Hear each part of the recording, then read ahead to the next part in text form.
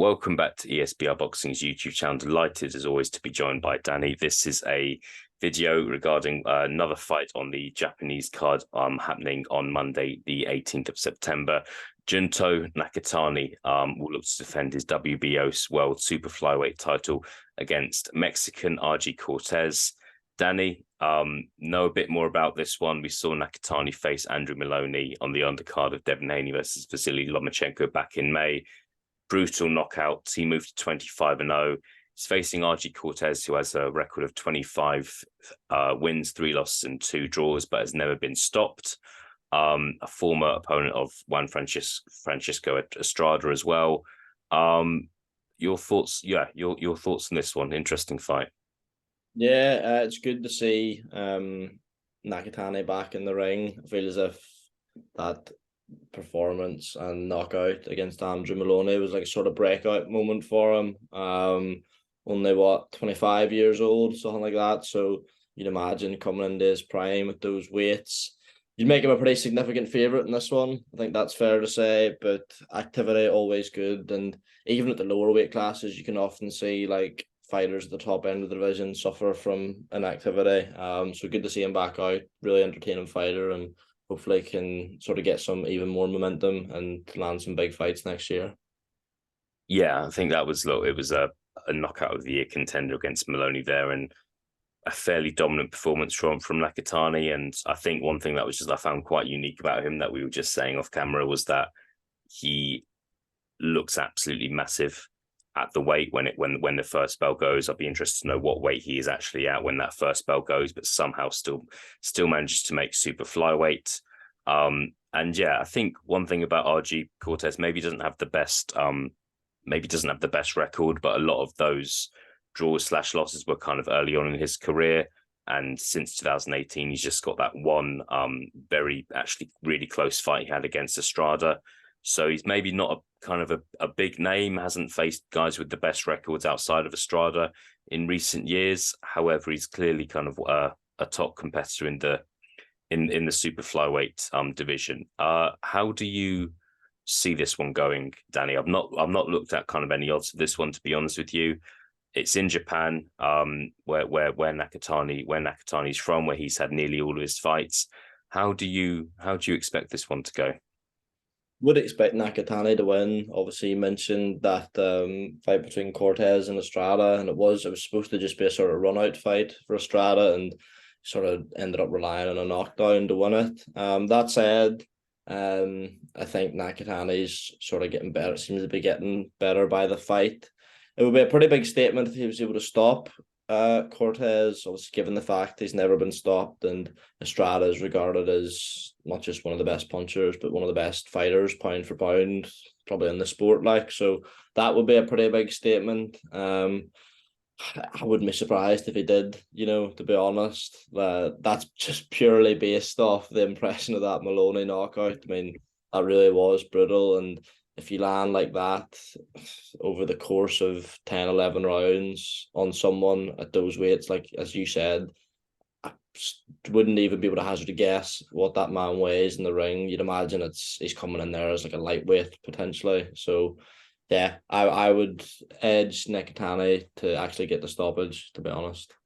Yeah, no, I would look. I'm saying the same thing as you here, but I can't get that stoppage out of my head. I think if you look at Nakatani's, I think his last 8 fights, 7 of them are by stoppage. And look, he looks like the real deal to me here. I don't want to big him up too much, but I think I do think he could go on to be, I think he could go on to be a pound for pound star. I'm not saying kind of best fighter in the world, but I look at him and think, why can't he achieve that? I think there's something that's quite unique about him. He's got a high stoppage percentage, and I hope to see him in some really big fights. Moving forward, this guy, I think in the super flyweight division, we're hearing news recently that Juan Francisco Estrada, who we've mentioned, is looking to have a unification fight against Kazuto Ioka on December the 31st in Japan.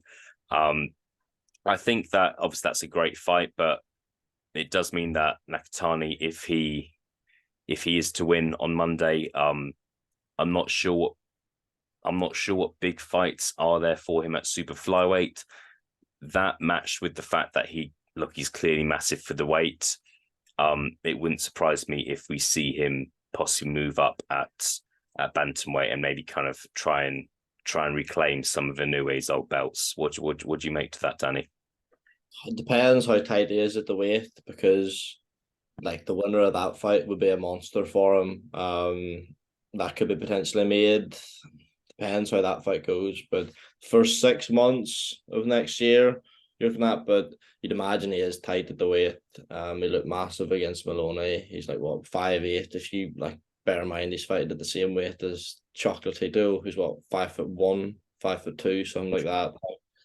You can't imagine he's got too much longer at the weight, and especially with the way the bantamweight division is sort of unfolding, I don't think it's the strongest division at the minute. I think he would fancy his chances of picking up a world title there and becoming a 3-weight world champion pretty, don't want to say easily, but I'm sure he would back himself. So I think if the inclinations are that that fight can be made in good time and for good money, especially if it's a yoke, like that'd be a huge fight in Japan, then they would do it. But if not, I'd imagine he's not too opposed to moving up either. Yeah, no, I think one way or another we'll see him move up next year. Still at the age of 25, so he's still got a long time in this game. But one idea I did want to put across to you, Danny, that I've got a feeling you might rain on my parade here, but Naoya Inoue, now at super bantamweight, has picked up 2 of the world titles in his first fight against Stephen Fulton earlier this year. Looks like he's going to be fighting Tapales in December of this year, is what we're hearing. He would be expected to defeat Tapales and become undisputed champion very, very quickly. Think it's fair to say at super bantamweight there aren't piles of big names there. People are getting ahead of themselves and speaking about him moving up to featherweight and having some big fights there, but we don't know. It's kind of a crazy time for Naoya Inoue's career because there's so many potential big fights out there. One big fight that there could be in 2024 for him could be fighting Nakatni. That would be a massive fight for Japanese boxing. Could be, who knows? Could be at bantamweight. Could be at super bantamweight. Could be, look, it'd be undefeated against undefeated. 2 big punches. Thoughts on that fight being a potential one? I think it has been. I've done my research into this. It has been rumored in the past. Has been spoken about. Or am I sounding a bit crazy? It's good to know you've done your research and you wouldn't just put this in for the title, mate. That would never be on the cards. I'd love to see that fight. And like, whilst if you look at it from the outside looking in, there's like a couple of weight classes between them now. I would imagine there's not too much difference in size in terms of what they weigh in the ring, and Nakatani a lot taller. And I sort of agree with you. I don't think Inoue is going to like rush straight up to featherweight the way he did after he became undisputed at bantamweight. I think he'll probably hang about for a bit. I know Bob Arum spoke about like a unification between Ramirez and Lopez. So maybe wait for that all to play out and see if there's like a real monster fight to bring him up, because I think that's where you might start seeing Inoue handicapped. So fight with Nakatani, like, look, it's one Inoue obviously would be favoured to win. Like you'd have to make him the favourite, but that would be a huge fight in Japan, and wouldn't rule it out, mate. If he moves up to bantamweight straight away, picks up a world title, that fight becomes a lot bigger. He'll fancy his chances. Yeah, I could see it. Yeah, I don't see why not. I just think that if Inoue fights Tapales in December, wins the fight, you can just imagine what April, May next year he gets options put in front of him. And if you look at, and I just think that a big money option would be this fight against Nakatani. I just think you'd like to think that would sell a lot of tickets in Japan. It would be a very big night. I'm obviously not sure what kind of venue it would be in, but you've got to think that's a bigger fight than anyone else he would fight at super bantamweight. And as you said, I think he will fight at featherweight there, but I don't think there's kind of a rush there, and there are some dangerous fights there at featherweight for Inoue. It could be a step too far for him. I really do believe that. So there's nothing wrong with just kind of maybe staying at super bantamweight for one more fight next year. But we'll see. Nakatani's got to win this fight on Monday. Inoue's got to kind of do what he's got to do against Tapales. So yeah, just one for the future. Danny, been good to talk to this about this one with you. Yeah, as I've mentioned on kind of in our other videos, big fan of these Japanese cards happening at kind of good, sensible times for UK fans. It's good to be in touch with what's happening over there. And yeah, we will see what happens.